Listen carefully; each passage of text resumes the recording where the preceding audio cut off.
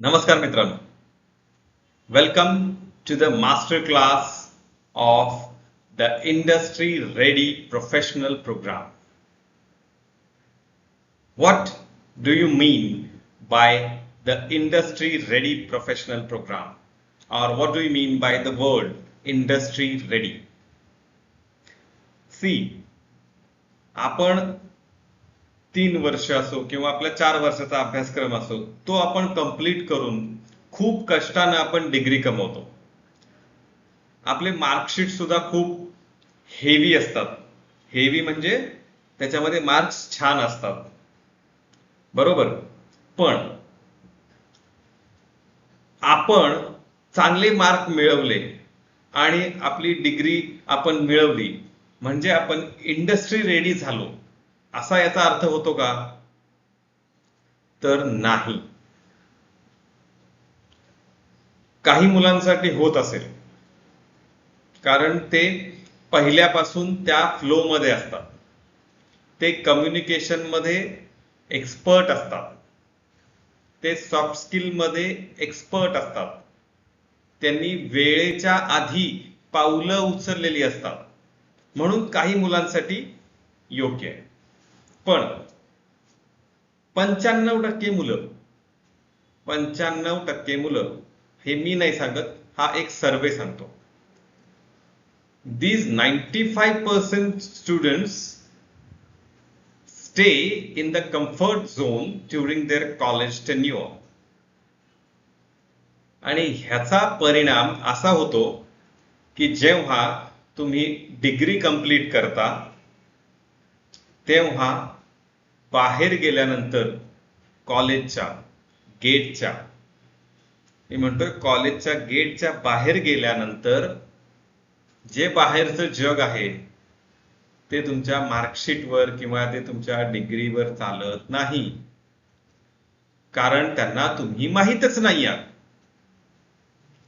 आज मी तुम्हाला हा व्हिडिओ न दाखवता जर का माझ्या कोर्ससाठी एनरोल करा असं सांगितलं असतं तर तुम्ही कधीच केलं नसतं, किंवा कदाचित एक विश्वास म्हणून बाकी पोस्टर्स म्हणा किंवा लँडिंग पेज हे बघून तुम्ही एनरोल केलं पण असतं, पण ती मुलं थोडीच असती. पण नॉर्मली माणसाकडे तर्क करण्याची शक्ती दिलेली आहे. देवानं फक्त माणसाकडे तर्क करण्याची शक्ती दिलेली आहे. म्हणून जोपर्यंत तुम्ही हा व्हिडिओ बघणार नाही, जोपर्यंत मी तुम्हाला सांगणार नाही की हा प्रोग्राम काय आहे, मी कोण आहे, तोपर्यंत तुम्ही माझ्या या प्रोग्रामला एनरोल करणार नाही आहात. 100% ट्रू, करेक्ट. पण सेम तुमच्यासाठी सुद्धा लागू होतं. जसं तुम्ही डिग्री घेऊन बाहेर पडलात, तुम्ही कॉलेजच्या गेटच्या बाहेर गेलात की कोण ओळखतं आपल्याला? कुणीही ओळखत नाही. त्यांना आपल्याला सांगावं लागतं, कंपनीत जाऊन आपल्याला तो इंटरव्ह्यू द्यावा लागतो, आणि इंटरव्ह्यू मध्ये त्या 5 ते 7 मिनिटाच्या इंटरव्ह्यू मध्ये तुम्हाला 4 वर्ष केलेला अभ्यास सांगायचा आहे. येतंय का लक्षात? You have to present everything that you studied during your 3 or 4 years college time in only 5 to 7 minutes. Is it possible? Yes, it is. But it needs practice. It needs guidance. It needs skills. तर मित्रांनो, आपण मागच्या slide मध्ये बघितलं की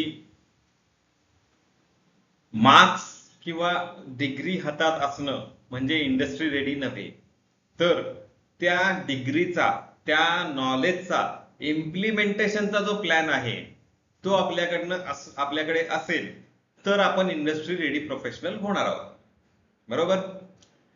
मग आता इंडस्ट्रीमध्ये जाण्यासाठी काय काय रिक्वायरमेंट्स असतात हो?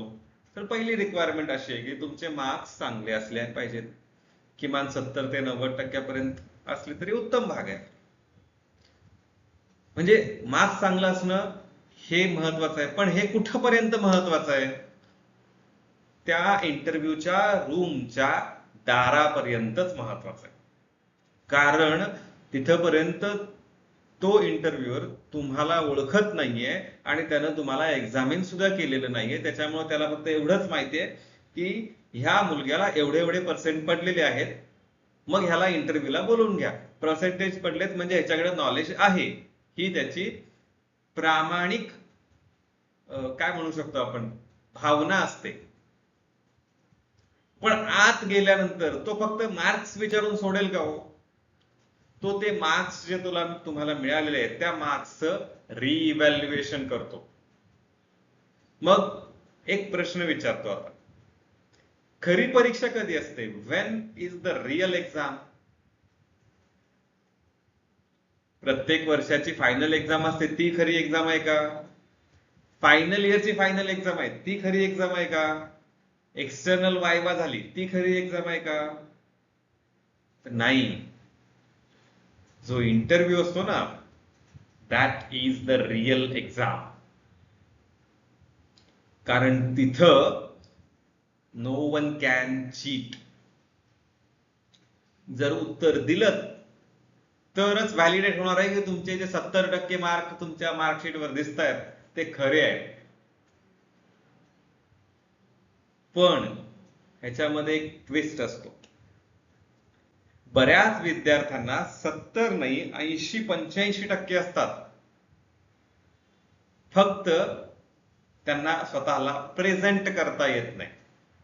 त्यांना हे सुद्धा माहिती असतं की इंटरव्ह्यूला गेल्यानंतर आपल्याला त्यांच्या प्रश्नांची उत्तरं द्यायची आहेत आणि कशा प्रकारचे प्रश्न विचारले जाणार आहेत याचा सुद्धा ते अभ्यास करतात. पण त्या इंटरव्ह्यूच्या रूम मध्ये गेल्यानंतर I don't know what is wrong with that interview room. कुणीही असो, आज मी पण आजपर्यंत जेव्हा जेव्हा इंटरव्ह्यू साठी गेलेलो आहे तेव्हा तेव्हा बाहेर असताना मी फुल कॉन्फिडन्स मध्ये असतो, पण जेव्हा जेव्हा मी इंटरव्ह्यूच्या रूम मध्ये जातो थोडस पहिल्या 4-5 सेकंदामध्ये दडपण हे येतच.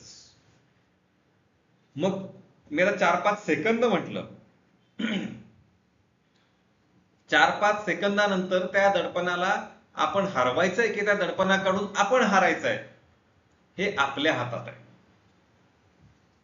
काय म्हणतोय कळतंय का? कॉलेजमध्ये आपण असेपर्यंत आपल्याला व्हॉट टू डू हे शिकवलं जातं, पण हाऊ टू डू हे स्वतःला स्वतःच्या अनुभवातून शिकावं लागतं. आता सगळ्यांना माहिती आहे, सगळ्यांनी एक्सटर्नल वायवा दिलेली आहेत, सगळ्यांनी ओरल एक्झाम्स दिलेले आहेत. म्हणजे काय असतं, ती एक रूम असते, त्या एक रूम मध्ये कुणीतरी माणूस बसलेला असतो, तिथं जाऊन आपल्या त्याच्यासमोर बसायचंय आणि तो 4 प्रश्न विचारतो आपल्याला. बरोबर ना? सेम इंटरव्ह्यू रूम मध्ये पण असतं. काय वेगळं असतं? काही वेगळं नसतं.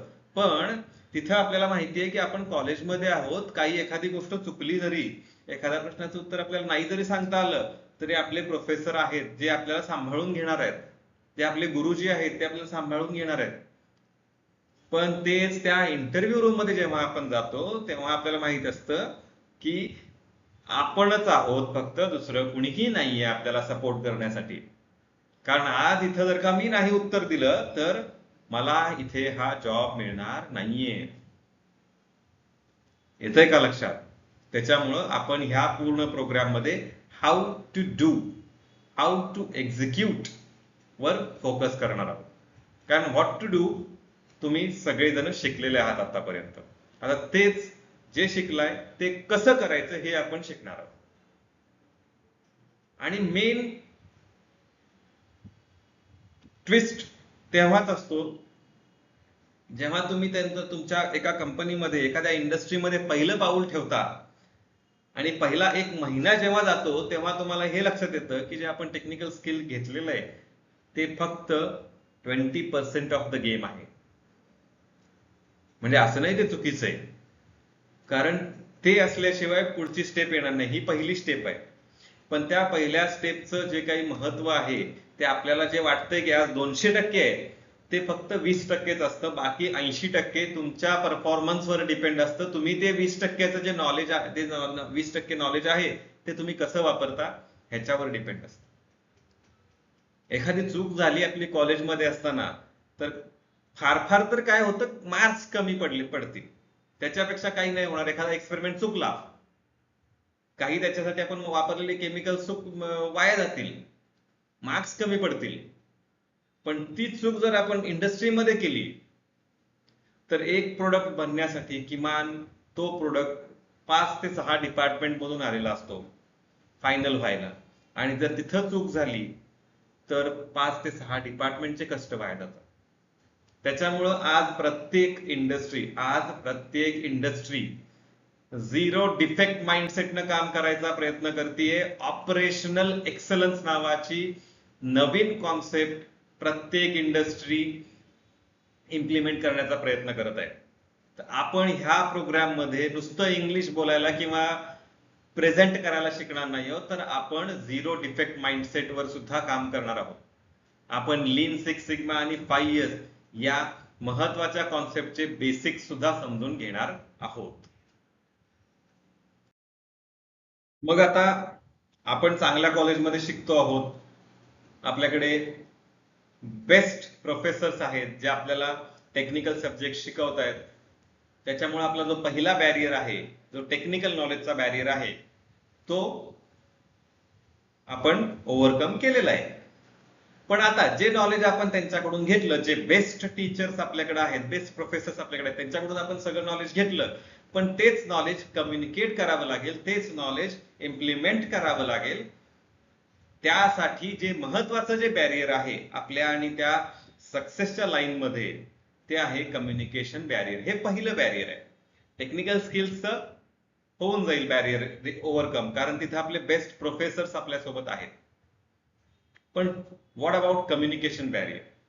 कारण नुसतंच नॉलेज घेतलं, मी आज सगळं शिकून घेतलं, मी लीन सिक्स सिग्माचा ब्लॅक बेल्ट करून घेतला, मी MS एक्सेल, मी MS पॉवर पॉइंट शिकून घेतलं, मी MS पॉवर BI शिकून घेतलं, मी लीन कॉन्सेप्ट शिकून घेतल्या, पण मी त्या इम्प्लिमेंटच नाही करत. मी नाही, मला येतं सगळं, मी नाही करणार, मी काय करू आता, पुढे काय करू, असं जर म्हटलं तर त्या शिकण्याचा काही अर्थ आहे का? कारण ऍक्शन जोपर्यंत आपण घेत नाही तोपर्यंत त्या शिक्षणाला काही अर्थ नसतो. मग हे ऍक्शन घेण्यामध्ये जे आपलं पहिलं बॅरियर आहे ते आहे कम्युनिकेशन बॅरियर. मग आपण ह्या कम्युनिकेशन बॅरियरवर डिटेलमध्ये काम करणार आहोत, कारण ह्याच्यामध्ये 3च महत्वाच्या गोष्टी आहेत. जी पहिली आहे द ट्रान्सलेशन लूप. कारण आपण सेमी अर्बन आणि गाव भागामध्ये राहणारी मुलं आहोत. आपण रोजच्या आपल्या जीवनामध्ये मराठी भाषेमध्येच बोलतो. त्याच्यामुळं जेव्हा आपल्याला इंग्लिशमध्ये बोलायचं असतं तेव्हा आपण इंग्लिशमध्ये विचार करत नाही, आपण विचार करतो मराठीमध्ये. मग आपण ते ट्रान्सलेट करतो इंग्लिशमध्ये आणि मग आपल्या तोंडाला इन्स्ट्रक्शन देतो की आता हे वाक्य बोल. हे ट्रान्सलेशन होईपर्यंत आपली अपॉर्च्युनिटी मिस झालेली असते. आता मराठीत जेव्हा मला बोलायचंय तेव्हा मी विचार करून बोलतो का हो? आता मला फॉर एक्झाम्पल, मला आता माझ्या HOD कडे जायचंय आणि त्यांना विचारायचंय की सर माझ्या प्रोजेक्ट बद्दल मला डाऊट्स आहेत. आता मग मी विचार करेन का हो जाताना की सरांना मी असं बोलेन का की सर मला मला मला माझ्या प्रोजेक्ट बद्दल डाऊट्स आहेत, मी असा विचार करेन का हो मराठीत बोलायचं असेल तर? नाही. पण तेच जर HOD सांगितलं की ज्याला यायचंय माझ्या केबिन मध्ये त्यांनी या, पण इंग्लिश मध्ये बोलायचं, तर 2 दिवस आधीच तयारी ट्रान्सलेशनची. Sir sir sir I I I I want to discuss with you about my. हे ट्रान्सलेशन चालू आहे बरं का, मी आता तुम्हाला बोलताना दिसतोय पण हे ट्रान्सलेशन चालू असतं. आता मला मी नाही ट्रान्सलेशन करत आहे, पण हे नॉर्मल बिहेवियर असतं. मी आता नाही करत आहे पण मी आधी करायचो. मी हे जेव्हा शिकायचो तेव्हा मी सुद्धा आधी ट्रान्सलेट करायचो. मग ते ट्रान्सलेट करताना काय सिच्युएशन असायची माझी ती मी आठवून तुम्हाला सांगायचा प्रयत्न करतोय. मग हे जेव्हा सांगेपर्यंत HOD म्हणतात बाळा तू तोपर्यंत तयारी कर बोलायचं तुला काय आहे ते, तोपर्यंत मी जरा जेवून येतो. बरोबर ना? HODच्याकडे एवढा वेळ थोडीच आहे तुमचं तासभर तुमचं एकच वाक्य ऐकायला. मग आपल्याला महत्वाचा जो रूट कॉज आहे कम्युनिकेशन बॅरियर मधला, त्याच्यावरती आपल्याला काम करायचंय. इंग्लिशमध्ये विचार करणे, आपण इंग्लिशमध्ये विचार करत नाही, त्याच्यावरती आपल्याला काम करायचंय. सकाळी झोपून उठल्या उठल्या सकाळी पहिल्यांदा आपण जेव्हा म्हणतो की आता मला इथून उठायचं आहे, तर याच्या आधी मला माझ्या अंगावरचं पांघरून काढलं पाहिजे आणि मग मला उठलं पाहिजे, तर हे आपण मराठीत न विचार करता आपण इंग्लिशमध्ये विचार करायचा प्रयत्न केला पाहिजे. येते का लक्षात?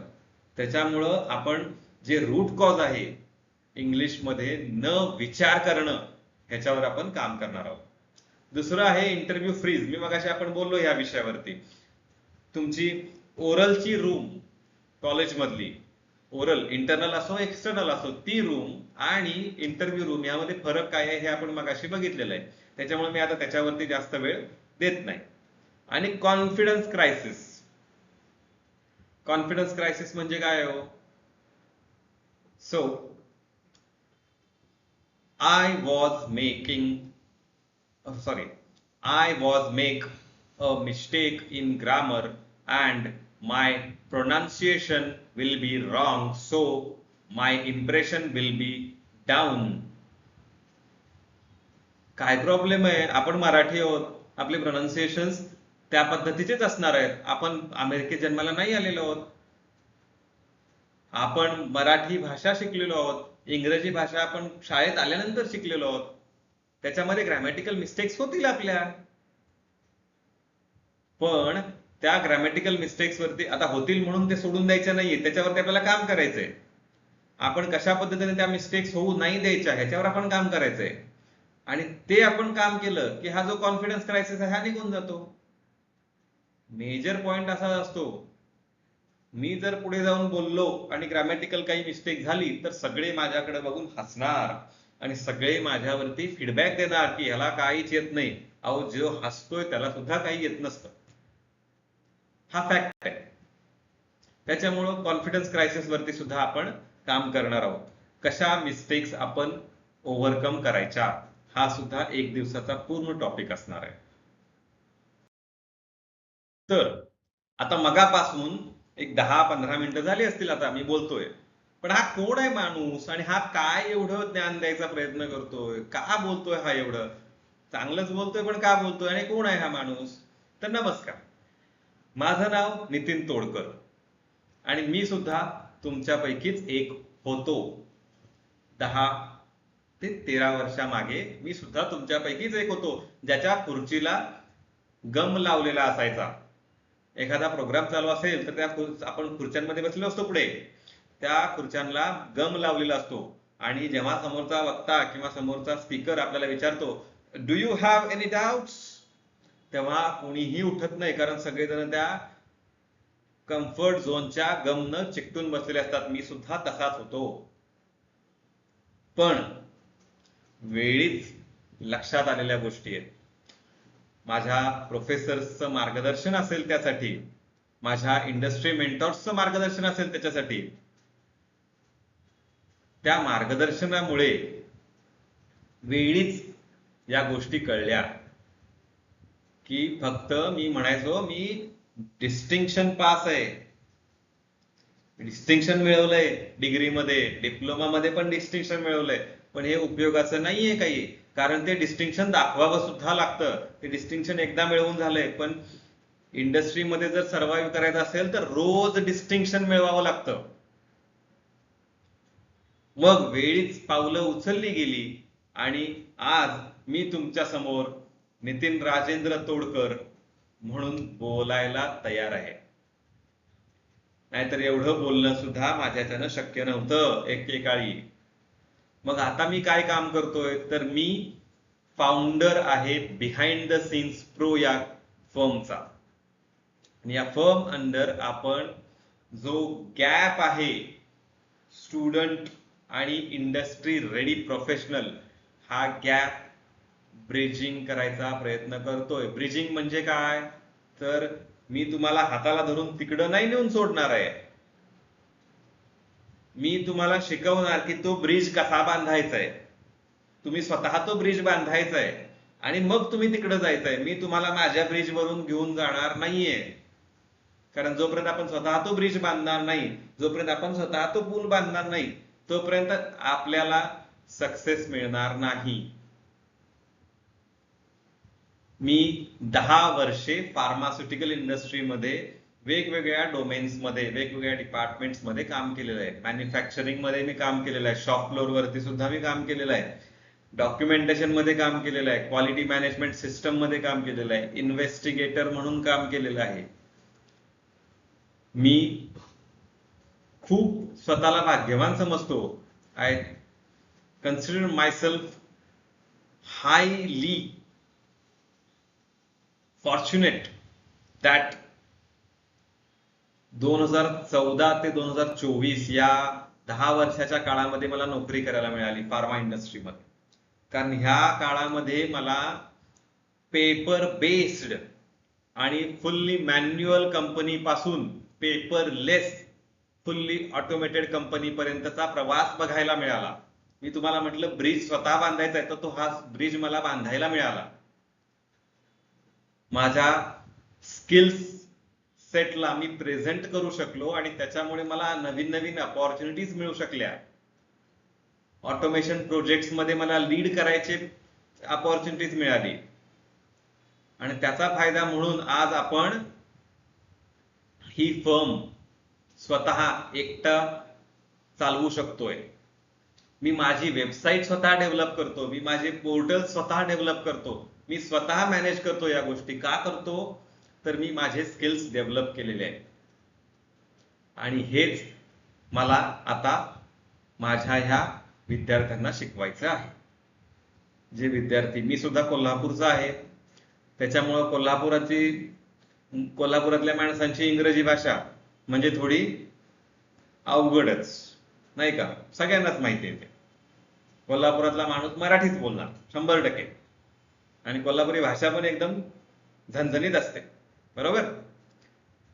पण जर बाहेर जायचंय, जर जगात जायचंय, तर इंग्लिश भाषेची मदत घेणं गरजेचं होतं. म्हणून I learn how to speak in English fluently. त्याच्यासाठी एकच मगाशी सांगितलं मी तुम्हाला, एकच मेजर रूट कॉज आहे, ते म्हणजे थिंकिंग इन इंग्लिश. त्याच्यावरती मी खूप काम केलं आणि आज मी इंग्लिशमध्ये छान बोलू शकतो. आणि मला हेच माझ्या सहकारी विद्यार्थ्यांना, जे सेमी अर्बन असेल, रुरल असेल एरियामधून जे येतात, त्यांना मला हे नॉलेज शेअर करायचं आहे आणि त्यांच्याकडून सुद्धा हे करून घ्यायचंय. आणि जे मी 10 वर्षानंतर करू शकलो, ते तुम्ही पहिल्या 2 ते 3 वर्षांमध्ये करावं तुमच्या करिअरच्या, हे मला अपेक्षित आहे. तर मी माझे स्किलसेट्स वाढवण्यासाठी मी तुम्हाला माझा एक्सपिरियन्स सांगितला. 10 वर्ष मी फार्मा इंडस्ट्रीमध्ये काम केलेलं आहे. पण ते 10 वर्ष काम करताना मला खूप सारे स्किलसेट्स मिळवावे लागले. खूप सारे स्किलसेट्स वरती मला काम करावं लागलं. त्यातलं एक महत्वाचं म्हणजे लीन सिक्स सिग्मा. मी एक्झिक्युटिव्ह ब्लॅक बेल्ट होल्डर आहे लीन सिक्स सिग्माचा. आता जे लोकांना माहित नाही लीन सिक्स सिग्मा काय आहे, they often say that are you a karate player? कराटेमध्येच ब्लॅक बेल्ट नसतो. लीन सिक्स सिग्मा या विषयामध्ये सुद्धा white belt, yellow belt, green belt आणि ब्लॅक बेल्ट असतो आणि मास्टर ब्लॅक बेल्ट सुद्धा असतो. मी ब्लॅक बेल्ट पर्यंत माझं शिक्षण घेतलेलं आहे याच्यामध्ये. मग ह्याच्यामध्ये काय शिकवलं जातं? तर आपण एफिशियंटली कसं काम करायचं आहे. मग हे इंडस्ट्रीसाठीच ऍप्लिकेबल आहे का? तर नाही. हे आपल्या कॉलेजसाठी सुद्धा अवेलेबल आहे, हे आपल्या अभ्यासासाठी सुद्धा अवेलेबल आहे. इव्हन मी माझ्या लेक्चरची सुरुवात आपल्या आईच्या किचन पासून करतो. किचन मध्ये सुद्धा लीन सिक्स सिग्माच्या कॉन्सेप्ट आपली आई वापरते. आता तिला माहित नाही की त्या लीन सिक्स सिग्माच्या कॉन्सेप्ट आहेत, हा भाग वेगळा, पण ती वापरते. आलं का लक्षात? मी ह्या लीन सिक्स सिग्मा या टॉपिक मध्ये, या कॉन्सेप्ट मध्ये ब्लॅक बेल्ट सर्टिफिकेशन केलेलं आहे. आजपर्यंत मी 75 पेक्षा जास्त ट्रेनिंग सेशन्स कंडक्ट केलेले आहेत. इंटरनल ट्रेनिंग असतील, एक्सटर्नल ट्रेनिंग असतील, ऑनलाईन असतील, ऑफलाईन असतील, अशा प्रकारे 75 पेक्षा जास्त ट्रेनिंग सेशन्स मी कंडक्ट केलेले आहेत. आणि आज with a mission to create 1 lakh industry ready professionals across India. I am leading behind the scenes pro in Chipro. तर आतापर्यंत जे आपण ऐकलं त्याच्यामध्ये मी माझा इंट्रोडक्शन दिलेला आहे, मी कोण आहे हे सांगितलेलं आहे, आणि जो मेन रूट कॉज आहे तो सुद्धा मी तुम्हाला सांगितलेला आहे. आता आपण बघणार आहोत की ह्या 90 दिवसाच्या ट्रान्सफॉर्मेशन जर्नीमध्ये कशा पद्धतीनं आपण फेजेस मांडल्या आहेत. तर पहिली फेज आहे कम्युनिकेशन अँड फाउंडेशन. मी तुम्हाला म्हटलं पहिलं बॅरियर जे आहे आपल्या आणि त्या सक्सेसच्या लाईफमध्ये, ते पहिलं बॅरियर आहे कम्युनिकेशन आणि फाउंडेशन. आपण पहिल्या फेज मध्ये या विषयावरती काम करणार आहोत. माझ्यामध्ये 25 दिवसाचा हा अभ्यासक्रम असणार आहे. त्याच्यानंतर आपण कॉर्पोरेट सॉफ्ट स्किल्स वरती काम करणार आहोत, जे दुसरं आपलं बॅरियर आहे. आपल्याला असं वाटतं की मला कम्प्युटर आला म्हणजे मी ओपन केला, एक्सेल मध्ये वर्ड मध्ये मी टायपिंग केलं म्हणजे मला आलं, पण हे तेवढ्यापुरतं मर्यादित नसतं. ह्याच्यामध्ये भरपूर गोष्टी अजून सुद्धा आहेत ज्या आपल्याला मास्टर कराव्या लागतात. त्याबद्दल तुम्हाला ह्या फेज मध्ये गायडन्स मिळेल. तिसरं आहे कोर इंडस्ट्रियल मास्टरी आणि चौथं आहे करिअर लॉन्च पॅड. तर तिसऱ्या फेज मध्ये आपण बघणार आहोत की इंडस्ट्रीमध्ये आपण कशा पद्धतीनं बिहेव करायचं आहे, इंडस्ट्रीमध्ये आपण कशा पद्धतीनं बोलायचं आहे. नुसतंच तोंडानं नव्हे, तर जेव्हा आपल्याला एखादा ईमेल लिहायचा असतो, एखादा व्हॉट्सअप वरती मेसेज लिहायचा असतो, तर तो सुद्धा आपण कशा पद्धतीनं लिहिला पाहिजे, सॉरी, हे सुद्धा आपण या तिसऱ्या फेज मध्ये बघणार आहोत. आणि चौथी फेज आहे करिअर लॉन्च पॅड. जेव्हा आपण या तिन्ही फेज शिकलेलो असू तेव्हा आपण चौथ्या फेज मध्ये रिझ्युमे कसा बनवायचा आहे, कारण रिझ्युमे म्हणजे तुमची डिजिटल किंवा तुम्ही म्हणू शकता पेपरवरची पर्सनॅलिटी आहे. तो रिझ्युमे कसा बनवायचा आहे, लिंक्डइन वरती आपण आपली प्रोफाईल कशी बनवायची आहे, आणि आपण इंटरव्ह्यू कसा क्रॅक करायचा आहे, हे आपण या चौथ्या फेज मध्ये शिकणार आहोत. थोडं डीप मध्ये बघू. पहिल्या फेज मध्ये म्हणजे कम्युनिकेशन आणि सॉफ्ट स्किल्स मध्ये आपण SVO रूल बघणार आहोत, ज्याच्या जे एक सिंपल फ्रेमवर्क आहे to construct English sentences without complex grammar. म्हणजे ग्रामर शिकायचं नाही अशातला भाग नाहीये. तुम्हाला ग्रामरचे सेपरेट व्हिडिओज मिळतील. ते ग्रामरचे व्हिडिओज बघून तुम्ही शिकू शकता की सेंटेन्स स्ट्रक्चर कसं केलं जातं. आणि जे ह्या प्रोग्राम मध्ये व्हिडिओज रोजचे तुम्हाला मिळतील, त्या व्हिडिओज मध्ये तुम्हाला फक्त आणि फक्त ऍक्शन इम्प्लिमेंटेशन दिसेल, जेणेकरून तुम्हाला विचार इंग्लिश मध्ये करता येईल. दुसरं आहे आपलं एक्झिक्युटिव्ह प्रेझेन्स. आता मी मगापासून इथे बोलतोय, पण माझे हात मी असे हाताची घडी घालून बोलतोय का? नाही. माझे हात कसे इकडून तिकडून हलतायत प्रत्येक पॉइंटला. जेव्हा मला एखाद्या पॉइंटवर एम्फेसिस करायचं असतं तेव्हा माझा हात कसा त्या पॉइंट कसा वळतो, कसं मी तुमच्याकडे बघून बोलतोय, कसं माझे डोळे इकडून तिकडून मध्ये मध्ये फिरतायत, कशी माझी स्माईल चेहऱ्यावरची कंटिन्यू आहे गेला अर्धा तास, ह्या सगळ्या गोष्टी आपण एक्झिक्युटिव्ह प्रेझेन्स मध्ये बघणार आहोत. Emotional intelligence, how to handle the workplace pressure. आज सगळ्यात मोठा प्रॉब्लेम हाच आहे. रिसेंटली मी एका प्रोजेक्ट एक्झिबिशनला गेलो होतो, तिथे मला काही मुलांनी प्रोजेक्ट केलेले दिसले. त्याच्यामध्ये असं होतं की स्ट्रेस हँडलिंग फॉर स्टुडंट्स हा एक प्रोजेक्ट होता. आता स्टुडंट्स जर स्ट्रेस मध्ये असतील तर जस्ट इमॅजिन, कम्फर्ट झोन मध्ये असताना तुम्ही जर स्ट्रेस मध्ये असाल तर तुम्ही इमॅजिन करू शकता की तुम्ही इंडस्ट्रीमध्ये गेल्यानंतर कशा पद्धतीच्या स्ट्रेस मध्ये असणार आहात. तिथं कशा पद्धतीचं वर्क प्रेशर असतं, कशा पद्धतीचे डिलिव्हरी प्रेशर असतात, ते आपण कसं हँडल करायचं, तिथं आपण इमोशनली कसं कनेक्ट आणि डिस्कनेक्ट व्हायचंय, या गोष्टी आपण शिकणार आहोत. आणि इंडस्ट्री टाइम मॅनेजमेंट, कारण आज सगळ्यात महत्वाची कुठली गोष्ट असेल तर ती आहे वेळ, आणि हे टाइम मॅनेजमेंट जमणं आपल्याला फार गरजेचं आहे. तर आपण हे टाइम मॅनेजमेंट या फेज मध्ये शिकणार आहोत. आता दुसरी फेज काय आहे, कोर इंडस्ट्रियल मास्टरी. मग आता ह्याच्यामध्ये काय काय ते आपण टॉपिक्स कव्हर करणार आहोत. तर पहिलं आहे 5S आणि लीन प्रिन्सिपल्स, ज्याच्यामध्ये आपण वर्ल्ड क्लास ऑर्गनाइज्ड वर्कप्लेस कसं आपण क्रिएट करू शकतो ह्याच्यावरती आपण लक्ष केंद्रित करणार आहोत, आपण फोकस करणार आहोत.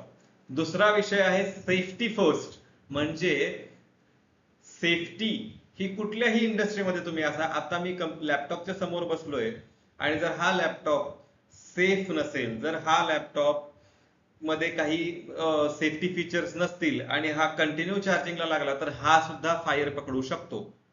मग सेफ्टी आपण कुठल्या इंडस्ट्रीसाठी लिमिटेड करायची आहे का, तर नाही. ज्या इंडस्ट्रीमध्ये आपण काम करू तिथं सेफ्टी फर्स्ट हा रूल आपल्याला महत्वाचा आहे. मग आपण सेफ्टी फर्स्ट या विषयावरती सुद्धा या फेज मध्ये चर्चा करणार आहोत. आणि तिसरं आहे इंडस्ट्री 4.0 म्हणजे डिजिटलायझेशन आणि ऑटोमेशन. ह्या गोष्टी आता इंडस्ट्रीमध्ये कशा प्रकारे चालू आहेत ह्याच्यावरती पण आपण या फेज मध्ये चर्चा करणार आहोत. Next is career launchpad. What all we are going to see in this particular phase? ATS resumes. Outcome of this particular phase will be passing the AI robot filters. What do you mean by that? Recently I had received a resume from a candidate. तो नवीन resume नसतो का, एका साईडला मोठा photo लावलेला असतो, अर्ध्या साईडला त्याची इन्फॉर्मेशन लिहिलेली असते, जरा इकडे छोट्या छोट्या ह्याच्यामध्ये त्याचे स्किल्स वगैरे लिहिलेले असतात. अशा प्रकारचा जो रिझ्युमे असतो हा ATS फ्रेंडली नसतो. जे AI रोबोट फिल्टर्स लावलेले असतात प्रत्येक कंपनीनं, कारण प्रत्येक कंपनीला AI कामावर ठेवायचा नाहीये तर कॅन्डिडेट कामावर ठेवायचा आहे, आणि तो कॅन्डिडेट कशा पद्धतीने स्वतःचा रिझ्युमे बनवतो हे त्यांना बघायचं असतं. म्हणून AI ने बनवलेला रिझ्युमे जर का असेल तर तो तिथेच त्या फिल्टरमध्ये सायलेंटली रिजेक्ट होऊन जातो. तुम्हाला वाटतं मी I have applied for that particular position in that company, but your resume is silently rejected through that particular AI robot filter. Correct? कशा पद्धतीने आपण त्यामध्ये कीबोर्ड्स वापरायचे आहेत, कशा कीबोर्ड्स वापरायचे हे आपण त्यामध्ये बघणार आहोत. LinkedIn mastery. आज LinkedIn is your digital presence. Physical presence is this and digital presence is LinkedIn. Facebook, Instagram नव्हे, LinkedIn. कारण mostly in entire world all the professionals are available on LinkedIn and they are searching for best working professionals on LinkedIn. Naukri.com नव्हे, Naukri.com चा purpose फक्त नोकरी देण्याचा आहे, पण LinkedIn वरती आपण आपली स्वतःची डिजिटल प्रेझेन्स क्रिएट करतो. आपण कुठल्या प्रकारचे सर्टिफिकेशन केलेत, आपण काय मी कोण आहे हे डिजिटली कळतं त्याच्यामध्ये. म्हणजे तुमचा उद्या इंटरव्ह्यू जर एखाद्या ठिकाणी अरेंज झाला तर they would first go through your LinkedIn profile. They will see how you have arranged your LinkedIn profile and then they might call you for the interview. Agree? And next one is the STAR method for cracking the behavioral interviews. We will go through each and every step in detail in the respective phase videos. So, after listening to the pain points, to the solution and to the phase-wise structure of the program, are you ready for this transformation journey? Day 1 will start on 25th of May and this is going to be a transitioning journey for you from your current version to a professional version of you on 25th of August. So, daily watch one video, attempt the quick test, pass the quiz, and you are done for that day. See, the confidence is a choice. If you want to make it today, just scan the QR code, register for the program, and start your journey from 25th of May. Thank you so much.